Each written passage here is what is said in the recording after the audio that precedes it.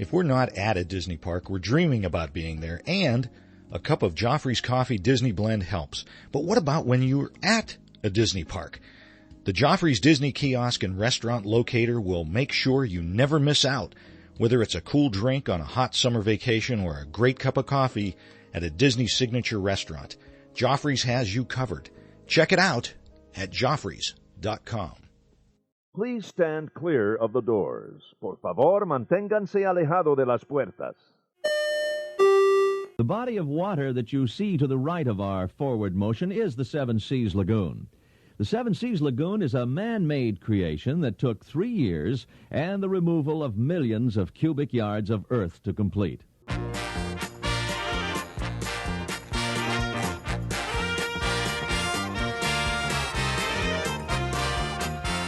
Hey everybody, thanks for joining us. I'm Tim Scott. This is the Gateway to the Magic, ResortLoop.com. I hope everybody had a great weekend. We're going to look forward to a great week here at ResortLoop.com. Hoping for a couple surprises later in the week. We'll see if we can make that happen. I'm going to send a shout out to Looper Nation Live over on Facebook, our Facebook group. If you're not a member over there, I don't know why you're not. Stay tuned to the end of the show. I'm going to be putting out a Looper Nation poll, a Looper poll that you can take part in over at LooperNationLive.com over on Facebook. I think we're going to have kind of a short show here today. I just want to talk some numbers and probably some movies. Maybe we'll talk a little D23 and get some stuff, talk about some exciting stuff going on with Disney. Right now, I don't know if you saw The Lion King over the weekend. I did not see it either, but apparently a lot of people saw a record-breaking opening, $185 million, and that's just domestically. Globally, $531 million for The Lion King. That sounds amazing. Not seen it yet. That's actually one of the ones I really want to get out there and see.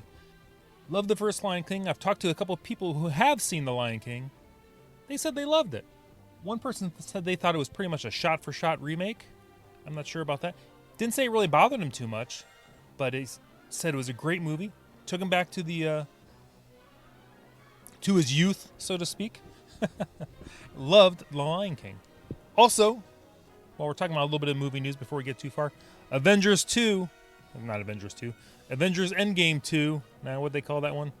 Avengers Infinity Part 2. All right, Avengers Endgame. Past Avatar, another new recent Disney property. Top film of all time, not adjusted for inflation. And Aladdin, this is all according to the Hollywood Reporter, by the way, on the verge of jumping the $1 billion mark globally. Disney's having a good year movie-wise. And the article I just read over here at Hollywood Reporter brings up a good point that if you're going to start your own streaming service, you want to begin, when you start it, you want to have a bunch of movies in your arsenal that a bunch of people have seen or have not seen, will want to see them, people want to see them again. People are going to want to sign for Disney Plus. So I think Disney Plus is going to have a much larger initial sign-up and membership joining, subscription service than maybe they were even thinking about. So we'll see how Disney handles that. I'm getting very excited for Disney Plus. Another quick talk of numbers. I find this very interesting that Disney would throw that out there. This is usually, I won't say a number. You usually don't hear too much about ride numbers unless it's like number of years. The headline is 1 millionth rider on Millennium Falcon Smuggler's Run at Star Wars Galaxy Edge in Disneyland Park. At first I'm like, 1 million already? I'm like, well, it's been open for what, like 2 months now almost? Now, Disney cast members who helped make the opening of Star Wars Galaxy Edge a success were the ones on hand to welcome the Ridgway family from Ocean Springs, Massachusetts. The son 8 climbed into the fastest hunk of junk in the galaxy along with Mom Becky, Dad Roger, and Brother Logan. This significant milestone came just weeks after the land opened. Now, I thought that seemed like it was a lot of people. And a lot of people, so I did the numbers on this. I figured it took 1 million riders, 2 months. I'm doing math like Len Testa. Okay, nothing like Len Testa. This is just basic division. But I took basically, 2 months worth of, openings. I figured 12 hours a day, ran the numbers for 1 million, and it came up to about 1,800 people an hour. A little less, a little more. I don't remember the exact number. So I did a little Google search. I went to see what was the speculated capacity for Smuggler's Run. And everything said about 1,800 riders an hour. So it's about where everybody thought it would be. 1 millionth rider at this point wasn't unheard of. I think it's pretty much what they were kind of expecting. But I find it interesting that they were promoting this already. I know there's been talk that, maybe it's maybe Star Wars wasn't all that's hyped up to be. Maybe the crowds aren't going to be there. I think they're going to be there. I just think it's we blocked out a lot of people. We said, initially a lot of people had to stay at the parks or stay at the park resorts to get in. I think it's just going to be a slow, not slow. It's going to be slower than you might think. You're not going to have like those long 12-hour wait lines, like you might see at Universal or something like that. So I don't think there's any reason yet for Disney to hit the panic button on this whole Galaxy's Edge thing. Remember, we saw 2 parks, staggered openings. Not all the attractions were open. When I say all, I mean one of the 2. I'm still not sure for the life of me why lands can only get away with having 2 attractions now. But we'll see. We'll see. I guess maybe they're thinking the shopping and the dining are part of the experience. Attraction-wise, I'm not sure I'm getting that. I'd like to see maybe 3, 4, 5 attractions in these lands. But we have a whole bunch of new Star Wars movies coming out. I'm sure they're just laying things on the future. I'm sure there'll be more attractions in the future based on maybe more future rides. I will say, another thought I had, because I thought about this for a while, my thoughts on the whole Star Wars, if it's not as popular as what it is, it's because they didn't go with the classic locations for this Black Spire outpost. I've heard a lot of people talking about maybe it should have been something like Tatooine, something from the initial movies. Here's the reason that might have been a good idea. The people paying for the trips to Disney right now are the people who grew up with those movies. So there's something to be said for that. Just throwing that out there as a thought. Maybe stick with some of the original things from the original movies, because that's where your audience, the paying audience, is. But I will say I'll be very curious to see how the opening goes at Disney World. I think you might see more people. I think you're going to see longer lines. Not unmanageable lines. I think Disney's going to keep everything manageable. You're going to have a second PR blitz. Then let's not forget Rise of the Resistance open at Disney World first. I think that's a smart move. We'll see what kind of previews are coming up at D23. Speaking of D23, it's coming up. It's going to be August 23rd to 25th, 2019. If you're listening to this in the future or in the past. If you're listening to in the past, you should have sent me the lottery numbers by now. But they're saying guests will discover an all-immersive pavilion, entertaining presentations, and all-new merchandise at D23. It says the D23 Expo 2019 will be a must for fans of Disney parks, experiences, and products. It says an immersive pavilion will provide an insider's look at new themed lands, attractions, shows, and more, in addition to a jam-packed schedule of entertaining presentations and a number of exclusive shopping opportunities for every Disney fan. I always expect great shopping opportunities. Anyway, showcasing an array of new experiences for guests around the world to enjoy for years to come, the Disney Parks Imagining Tomorrow Today Pavilion will give fans a unique look at the exciting developments underway at Disney parks around the world. This sounds exciting. Attendees will see dedicated space showing the historic transformation of Epcot at Walt Disney World. They will also see Tony Stark's latest plans to recruit guests to join alongside the Avengers in the fully immersive areas with action and adventure in the Hong Kong parks, Paris, and at Disneyland in California. The fan favorite Hall D23 presentation featuring Bob Chapek. He's the chairman of Disney Parks, Experiences, and Products. We all knew that. Will take place Sunday at 10:30 a.m. It says guests will be treated to more details on much anticipated attractions, experiences, and transformative storytelling that set Disney apart.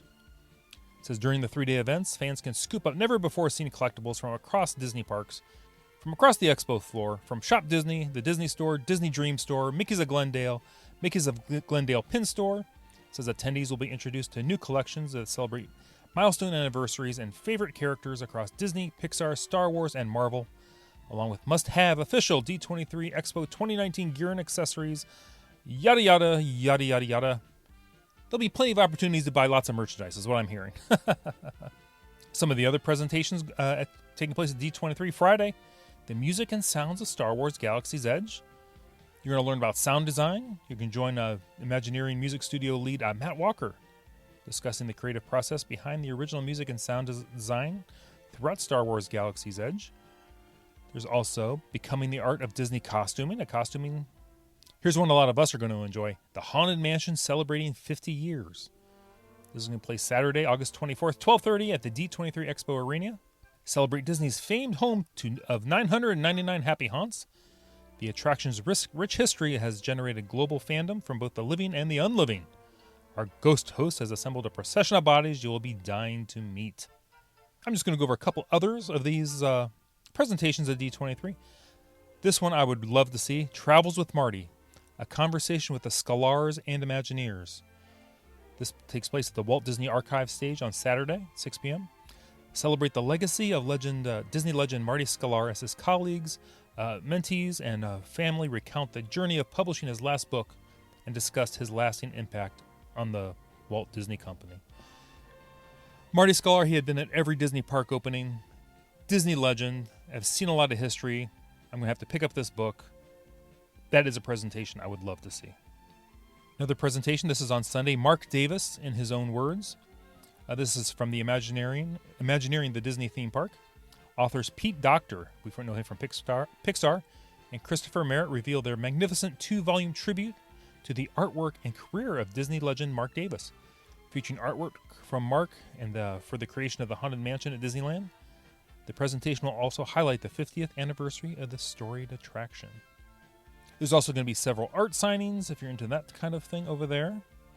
Another great presentation I would love to see is called Magic Journey, My Fantastical Walt Disney Imagineering Career with Kevin Rafferty.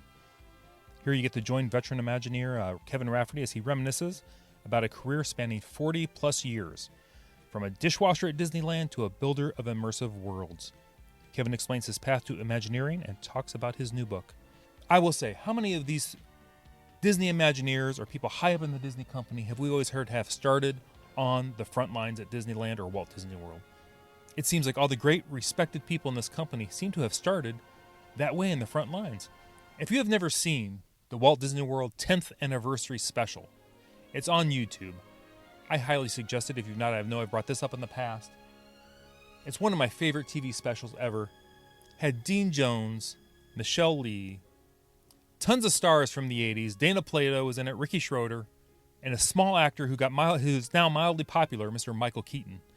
And what he was doing, basically not to spoil anything, learning his way around Disney World to eventually become the big guy in charge. So even back then, it was well known that if you wanted to be a bigwig in the Disney company, you had to start at the bottom and work your way up. I think there's something to be said for that, even if you're not working at Disney. Learn as much as you can in whatever your field is, and you will go far. So I know this show might be a little shorter than normal, but I wanted to make sure I talked about a couple of the movie number things going on, D23.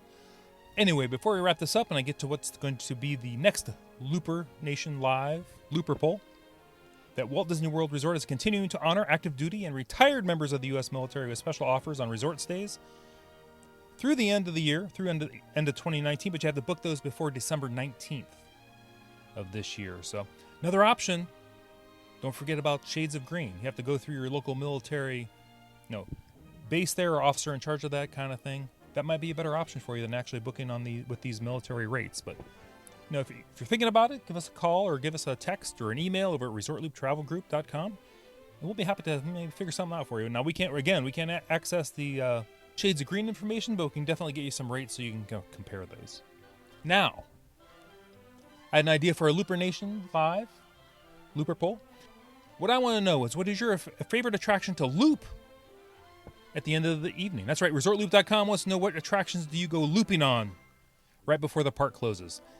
You're asking yourself, Tim, what are these? I'm going to tell you what these are. These are attractions you get to at the end of the evening. You've got maybe 20 minutes before the parks close, and you just decide, I'm just going to ride this ride over and over again until they kick us out of the park. That's when the lines get really short. The crowds are thinning out, and you can just get on and off the ride until they say, get out. So I want to know, what is your looping attraction when you're visiting Walt Disney World? Or if you're at Disneyland, I would like to know that as well. Let me know what your favorite looping attraction is at the end of an evening at the Disney theme parks. Everybody, thanks for listening. Thanks for joining us. I'm Tim Scott. Facebook, Twitter, the website, ResortLoop.com. Don't forget to check us out over on YouTube. You can check me out over on Instagram at ResortLoop. ResortLoop Tim on Facebook, Twitter. Did I already say that? I don't know. Once again, if you're thinking of a trip, there's some new discount codes out. Let me check for you, see if we can get you something good. That's over at ResortLoopTravel.com. Everybody, thanks for joining us. This has been the gateway to the magic. See you, everybody.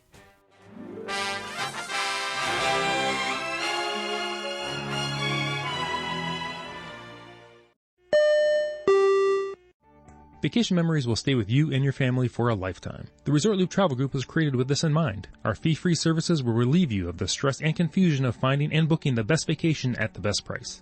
After booking, we will continue to monitor for ways to save you even more on your vacation. We will check for any upcoming packages and discounts to save you as many vacation dollars as possible. Resort Loop Travel Group, gateway to your magical vacation memories. Get a quote, or for more information, visit ResortLoop.com.